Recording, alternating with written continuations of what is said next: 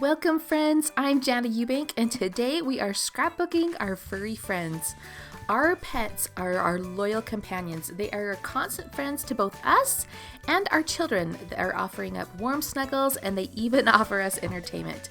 I think they definitely deserve a place in our scrapbooks. And if you're like me, you probably take more pictures of your pets than you do of yourself or your kids or your family. They're always around us and they're doing silly things, and so it's just fun to capture a snapshot of them. Today I am working with the adorable collection by Simple Stories called Pet Shop Cat. If you don't know, Simple Stories actually has 3 pet shop collections out right now. They have a basic collection that includes icons and images for turtles, fish, your hamsters, your lizards, your snakes. Then they have a whole set for cats and a whole set for dogs, which is awesome. I have 2 cats and 2 dogs. We kind of call it our little Noah's Ark here at our house. And today I'm going to be scrapbooking my cats. They are my sidekicks. They stay with me all the time throughout the day, and I keep thinking they're going to get bored of watching me, but they always just stick right by my side and I adore them. So I started out by flipping through all the papers of the Pet Shop Cat collection, just deciding which colors would go best with my photos. I also pulled out some Color Vibe cardstock that coordinates with the collection. And how do you find out what cardstocks coordinate? You go to the Simple Stories website, you click on the button that says collection. If you find your collection that you're working with, you'll click into that collection and it will tell you the Color Vibe cardstocks that coordinate perfectly with those colors, and I love that. So I chose to map my photos with the green cardstock, and then again I'm using the heart paper on top and then the red fishbone paper at the bottom. The next thing I did was pull out the bits and pieces die cuts. I flipped through these one by one and just found some elements that I wanted to include on my page. I loved all the kitty supplies, how they cradled the bottom of my photo. I even added in the little kitty wand or the toy wand there. I added in the heart, and then I just love that journal tag that says, "Here's the scoop." There were lots of title options throughout the collection, but I decided to choose this element card that says meow. I liked the scale of these letters, and I also liked that they had the multiple colors. And because I have those multicolored hearts on the top part of the page, I thought it would be nice to repeat those colors on the bottom part of the page. So I'll just take a moment to fussy cut those. And then after I look at the page here, I decided that I wanted to add an overall mat around both of those pattern papers. So I chose the dandelion cardstock, and I just went ahead and measured my pattern paper blocks there. I'm going to round the top corners of the heart paper and then the bottom corners of the fish paper, and once I get those matted on the dandelion cardstock, I will also round the corners of the dandelion cardstock. So this is a very basic design, the 2 pattern papers one over the other. I'm going to add a band of cardstock in between to separate the patterns, but what really punches this layout up is all the extra details.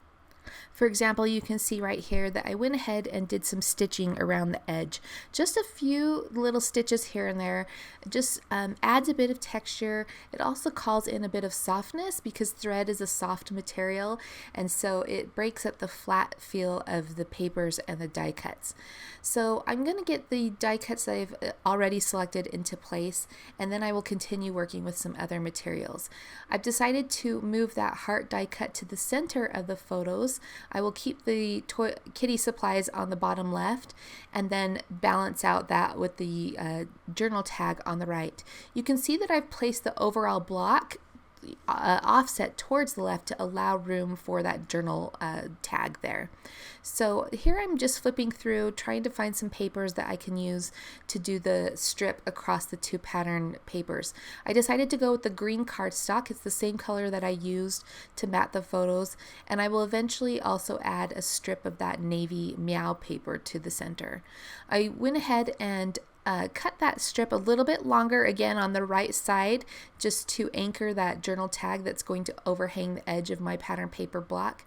And then I'm lightly folding the paper in half and clipping them into a banner shape at the same time so that both ends of the strip will match one another.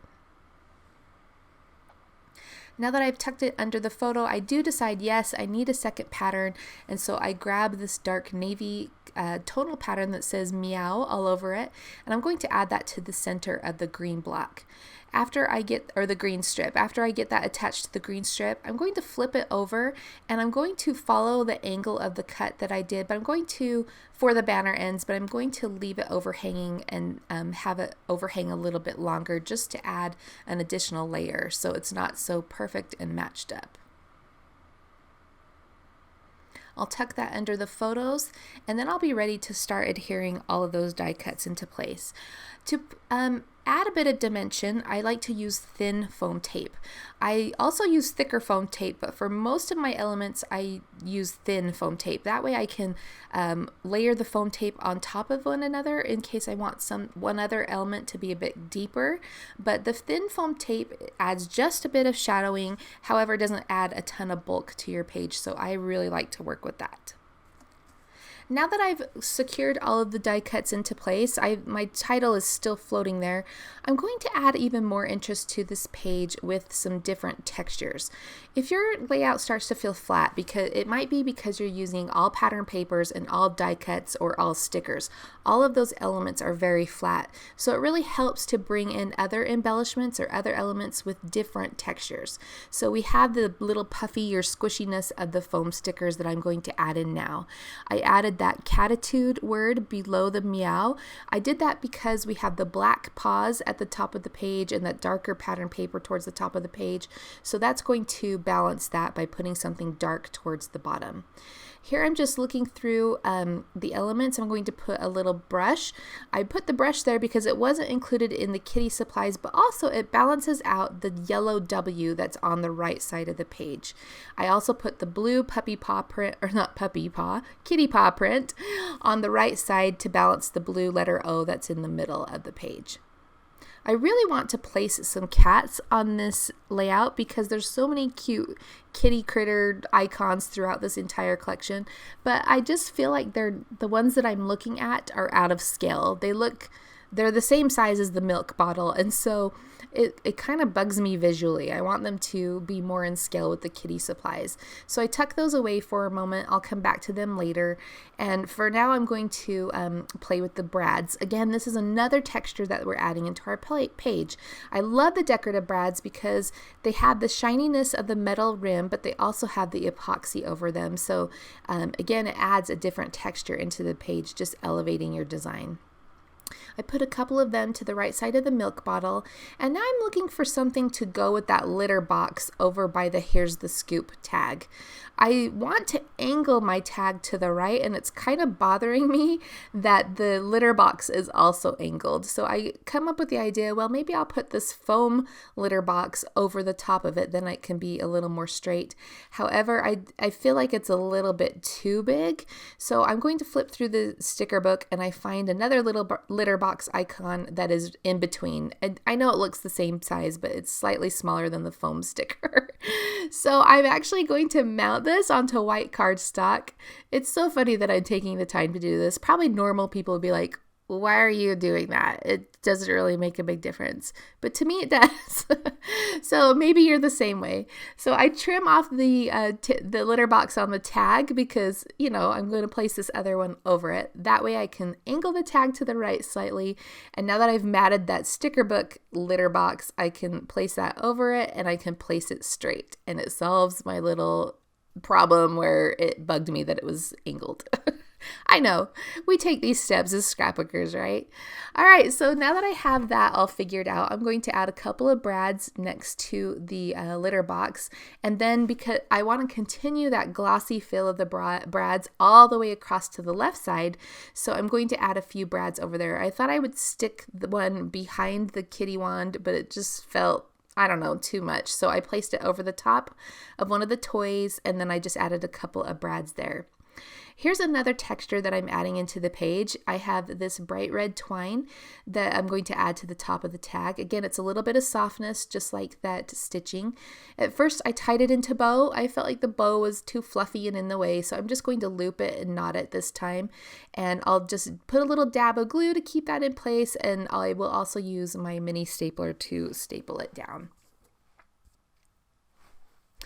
Now, I mentioned before that I loved little kitty cats, And even though the ones that I were looking at were a bit smaller, I thought, oh my gosh, you know what'd be fun is to have them peeking out from behind the elements. So I grabbed, they didn't have a black cat to match my black cat, so I got one that was black and white, and I placed him peeking out behind the heart at the top of the page.